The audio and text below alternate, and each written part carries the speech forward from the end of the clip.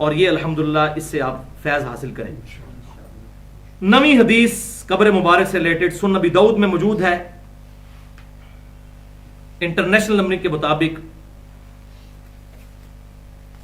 2140 number حدیث. یہ مشہور حدیث جس کو میں نے شروع میں بیان کیا تھا مثال کے طور پر کہ اس کی صحیح سند سنن ابن ماجہ میں 1853 ہے. یہ بالکل صحیح ہے 1853 نمبر. اور مسند امام احمد میں بھی ہے, المستدرک للحاکم میں بھی ہے. امام ذہبی نے بھی موافقت کی کہ آپ صلی اللہ علیہ وسلم نے ارشاد فرمایا. بلکہ پوری حدیث اس طرح ہے. قیس بن سعد کہتے ہیں کہ میں ہیرا شہر میں, کوفے کے پاس ایک شہر تھا, وہاں گیا. وہاں میں نے دیکھا کہ لوگ اپنے سردار کو سجدہ کرتے ہیں. میں جب وہاں سے واپس آیا تو آپ صلی اللہ علیہ وسلم کی خدمت میں حاضر ہوا تو میں نے آپ صلی اللہ علیہ وسلم کو سجدہ کیا. تو آپ نے فرمایا یہ کیا کر رہے ہو؟ تو انہوں نے عرض کی کہ یا رسول اللہ صلی اللہ علیہ وسلم, کوفے میں لوگ اپنے سردار کو سجدہ کرتے ہیں تو آپ تو زیادہ حقدار ہیں کہ ہم آپ کو سجدہ کریں. تو آپ صلی اللہ علیہ وسلم نے ارشاد فرمایا کہ اگر میں سجدہ اللہ کے علاوہ کسی کے لیے جائز سمجھتا, یعنی سجدہ تعظیمی, سجدہ عبادت تو ظاہر کبھی بھی جائز نہیں رہا, سجدہ تعظیمی بھی اس امت میں حرام ہوا ہے, اگلی امتوں میں تو جائز تھا. حضرت آدم علیہ السلام کو فرشتوں نے سجدہ کیا, یوسف علیہ السلام کو ان کے بھائیوں نے, ماں باپ نے سجدہ کیا. البتہ اس امت میں اگر میں اس کو جائز سمجھتا تو میں بیویوں سے کہتا کہ وہ اپنے خامدوں کو سجدہ کریں اس حق کے سبب جو اللہ تعالیٰ نے ان کو دیا ہے. اچھا, اب مجھے یہ بتائیے کہ وہ صحابی نے کیا حضور صلی اللہ علیہ وسلم کی محبت ہی میں سجدہ نہیں کیا تھا؟ تو آپ بھی فرما دیتے عشق دے چلے نمبر لے گئے, عقل والے انجے عمرہ گالیاں, یہ کہہ دیتے ہیں نا جی. عشق والے تو وہ نمبر لے گئے اور عقل والے جو ہیں, یعنی عقل والے سے مراد وہ ہمیں لیتے ہیں جو کتاب و سنت سے کتابی علمی باتیں کرتے ہیں, کہتے ہیں تسی تو عمر ضائع کر دی ہے. تو آپ صلی اللہ علیہ وسلم نے نہیں کہا کہ بھئی تم محبت کیسے کر رہے ہو, کرتے رہو, لیکن آپ صلی اللہ علیہ وسلم نے ان کو منع کیا ایک ٹیچر کی حیثیت سے, ایک استاد کی حیثیت سے, ان کو صحیح بات سکھائی اور کہا کہ یہ جائز نہیں ہے. اب یہاں پر ایک مشہور روایت پیش کی جاتی ہے المستدرک للحاکم سے, جو مسند امام احمد میں بھی موجود ہے. پکی ضعیف روایت ہے لیکن میں بیان کر دیتا ہوں کیونکہ یہ اکثر ہمارے بریلوی اور دیوبندی بھائی اور اہل تشیع پیش کرتے ہیں کہ مروان قبر رسول پر آیا, مروان بن حکم, تو اس نے دیکھا کہ ایک شخص قبر رسول صلی اللہ علیہ وسلم پر سر رکھ کر جو ہے وہ بیٹھا ہوا ہے, اس نے اپنا چہرہ قبر رسول پر رکھا ہوا ہے. تو مروان نے اسے کہا کہ یہ کیا کر رہے ہو تم؟ تو اس نے جب مڑ کے دیکھا تو وہ حضرت ابو ایوب انصاری رضی اللہ تعالیٰ عنہ تھے. انہوں نے کہا کہ اے مروان, میں کسی پتھر یا قبر, عام قبر کے پاس نہیں آیا, میں اللہ کے رسول کے پاس آیا ہوں. لیکن اگلی چیز کتنی خطرناک ہے کہ وہ سر رکھ کے بیٹھے ہوئے تھے, اور حدیث میں آپ نے منع کیا ہے سر رکھنے سے. اچھا, تو اور میں یہاں پر رو رہا ہوں کیونکہ آپ صلی اللہ علیہ وسلم نے فرمایا تھا کہ جب دیندار لوگ دین کے وارث بن جائیں اس وقت مت رونا, لیکن جب بے دین لوگ دین کے وارث بن جائیں اور خلافت سنبھال لیں اس وقت تم رونا. تو کہتے ہیں اس روایت میں دیکھیں صحابی نے قبر پہ جا کے سر رکھ دیا, والعیاذ باللہ تعالیٰ. یہ تو آگے کھل جائے گی بات جا کے کہ آپ صلی اللہ علیہ وسلم نے کیا بتایا, اور یہ روایتیں بالکل اصول محدثین پر مردود روایتیں ہیں. یہ روایت جو بندہ بیان کر رہا ہے اس کا نام ہے داؤد بن صالح حجازی. ہمارا اس ویڈیو کی وساطت سے یہ چیلنج ہے کہ اس ان نون بندے کی توثیق محدثین سے ثابت کریں کہ یہ بندہ کون ہے. ان نون, مجہول, مجہول عربی میں کہتے ہیں جس کا پتہ نہ ہو, جس کے بارے میں ہم جاہل ہوں کہ یہ کون ہے. ان نون بندہ ہے جس کا کوئی انٹروڈکشن نہیں ہے, یہ وہی ہے سن سنا کے سننی, پڑھ پڑھا کے سننی نہیں. تو میں صحیح مسلم کے مقدمے سے بتا چکا کہ بعض اوقات شیطان بھی انسانی شکل میں اتر کر حدیث بیان کر کے چلا جاتا ہے, اور لوگ بعد میں کہتے ہیں اس طرح ایک بندہ آیا تھا حدیث بیان کر رہا تھا اور وہ شیطان ہوتا ہے. جب تک پورا اس کا تعارف نہ ہو اس وقت تک لاپتہ لوگوں سے حدیث کا علم ٹرانسفر نہیں ہوگا.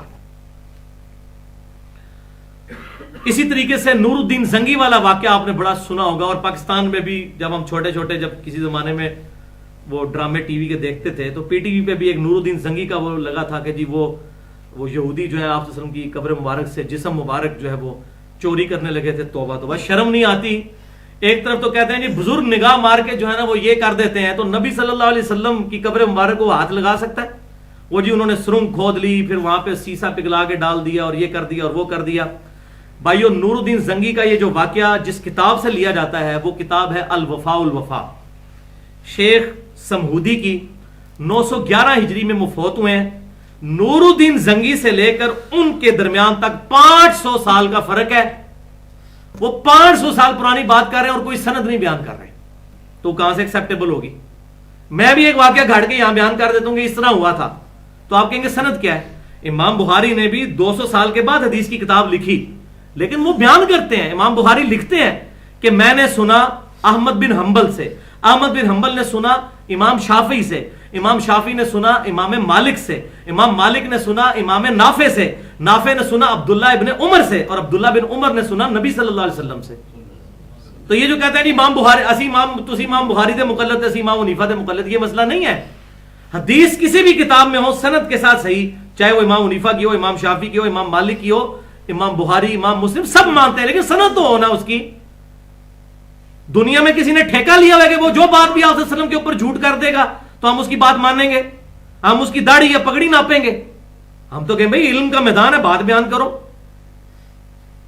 اور امام مسلم نے تو مقدمے میں لکھا ہے کہ مدینہ شریف میں 100 ایسے تابعین تھے جن کے بارے میں یہ مشہور تھا کہ یہ بہت نیک لوگ ہیں, اور یہ بھی محدثین کے نزدیک مشہور تھا کہ حدیث کے معاملے میں یہ ان کی حدیث ایکسیپٹیبل نہیں ہوگی. حدیث کی فیلڈ کے یہ ماہر نہیں ہے, یہ ہر سنی سنائی بات آگے کر دیتے ہیں. اور تابعین تو حدیث کا علم اس طرح نہیں ٹرانسفر ہوا, ایک پوری ذمہ داری کے ساتھ ٹرانسفر ہوا ہے الحمدللہ. تو یہ بالکل من گھڑت واقعہ ہے اور قرآن کے بھی خلاف ہے. سورۃ المائدہ کی آیت نمبر ہے 67, بسم اللہ الرحمن الرحیم, واللہ یعصمک من الناس. اللہ تعالیٰ نے ارشاد فرمایا اے محبوب صلی اللہ علیہ وسلم, اللہ تعالیٰ آپ کی حفاظت کرے گا لوگوں سے, خود حفاظت فرمائے گا. آپ صلی اللہ علیہ وسلم کی جسم مبارک کی حفاظت کے لیے کسی بھی لشکر کے سپہ سالار کی یا ان چیزوں کی ضرورت نہیں ہے. اور اگر وہاں پر کوئی معاملہ ایسا کرتا بھی ہے, مسجد نبوی کی کیا بے رحمتی نہیں کی یزید ابن معاویہ نے کی ہے؟ دنیا آخرت میں اللہ تعالیٰ پوچھے گا.